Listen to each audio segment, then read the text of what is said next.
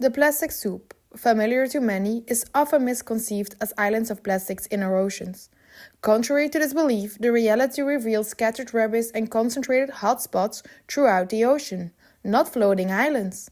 Scientists indicate that less than 1% of plastic actually floats on the ocean surface. The density of plastics determines whether it floats or sinks.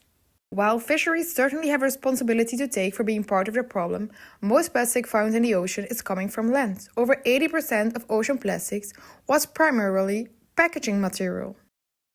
There are various ways that can lead plastic to end up in the ocean. This can happen through transport via sewers, through rivers, by the wind. It's estimated that every hour, enough plastic to fill 11 Olympic-sized swimming pools ends up in the ocean. Part of the problem comes from littering. Littering is a deliberate or unconscious act of people throwing away or leaving waste in places not intended for it. In Flanders, in 2021, 18,000 tons of litter were found, which is a weight of 6 atomiums. Also, 28,600 tons of illegal dumpings were found, weighing as much as almost 12 times the atomium. How about my own neighborhood? I did some research in my own street. My street is 1.5 kilometers long.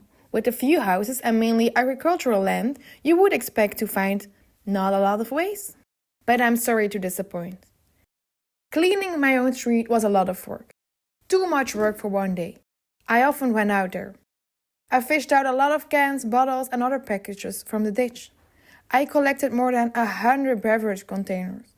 More than half of them were cans of energy drinks. Especially Red Bull and Golden Power. Seems to be popular, judging by my collected waste. I also collected a number of glass bottles and a lot of plastic. Not only from bottles, but also different type of packaging. Often it was no longer recognizable what the packaging was originally intended for. I ended up with 4 bags of waste, some large objects and some glass bottles. If there's one thing I've learned, is that the plastic soup starts in my street.